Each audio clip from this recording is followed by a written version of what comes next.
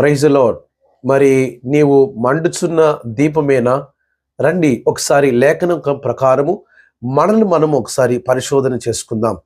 మరి లేవి కాండము 6వ అధ్యాయము 11వ వచనం ప్రకారం బలిపీఠం మీద అగ్ని నిత్యము మండుచుండవలెను అని రాయబడింది.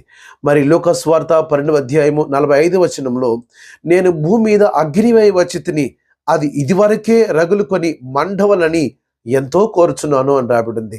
మరి యోహాను సువార్త 1వ అధ్యాయము 4వ వచనములో ఆయనలో జీవముండెను, ఆ జీవము మనుషులకు వెలుగే ఉండినని రాయబడింది. ఏంటి ఈ లేఖనాల సారం అని ఒకసారి మనం గమనించగలిగితే, దేవుడు మనకు అనుగ్రహించిన రక్షణ మన అంతరంగంలో అది మండుతూ ఉండాలన్నది దేవునికి ఉద్దేశం ఉన్నది.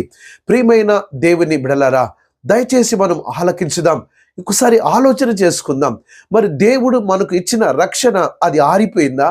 అది నిత్యము మండుతూనే ఉందా? ఒకసారి ఆలోచన చేసుకుందాం. ఒకవేళ అది మండుతూ ఉన్నది వాస్తవమైతే, అది ఆరిపోకుండా ఉన్నది వాస్తవమైతే, మరి యోహాను సువార్త 1:4 ప్రకారము ఆయనలో జీవముండెను, ఆ జీవము మనుషులకు వెలుగై ఉండెను.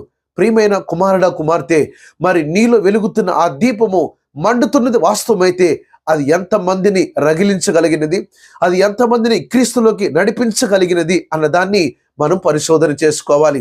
ఒకవేళ అలా జరగటం లేదు, నీవు సువార్తని ప్రకటించడానికి నీ మనస్సాక్షి మరి సిద్ధముగా లేదు అంటే ఖచ్చితంగా మనం ఆలోచన చేసుకోవాలి, మనము పరిశోధన చేసుకోవాలి. ఎందుకంటే ఆయనలో జీవం ఉండెను, ఆ జీవం మనుషులకు వెలుగే ఉండని రాయబడిందే.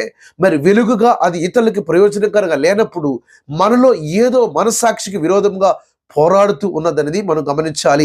మరి మన మనస్సాక్షి శుద్ధి చేయబడడానికి మరి హెబ్రీయులకు రాసిన పత్రిక 9:14 రాయబడింది, యేసుక్రీస్తు యొక్క రక్తము మన మనస్సాక్షిని ఎంతో ఎక్కువగా శుద్ధి చేయుచున్నది రాయబడింది. ప్రియమైన కుమారుడు కుమార్తె, నీ అంతరంగములో అగ్ని మండాలంటే క్రీస్తు రక్తముతో నీ మనస్సాక్షిని శుద్ధి చేసుకున్నది ప్రారంభించు.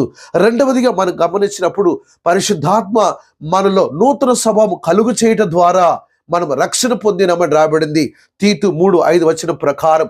మరి పరిశుద్ధాత్మ దేవుడు దినదినము నీ ఆత్మని నూతన పరిచినప్పుడు నువ్వు నిత్యము మండగలవు, మండించగలవు. మూడవదిగా మనం గమనించినప్పుడు లూకా 24:32 ప్రకారము ఆయన మనం లేఖనమును మనకు బోధించుచున్నప్పుడు మన హృదయం మనలో మండలేదా అని వాళ్ళు మాట్లాడుకుంటున్నారు. అవును ప్రియమైన కుమారుడా కుమార్తె, మరి మన అంతరంగము నిత్యము మండాలంటే క్రీస్తు యొక్క రక్తముతో మన మనస్సాక్షి శుద్ధి చేయబడాలి. రెండవది ఆయన యొక్క ఆత్మ ద్వారా నూతన పరచబడాలి. మూడవది ఆయన లేఖనం మన అంతరంగంలో మండుతూ ఉండాలి. దయచేసి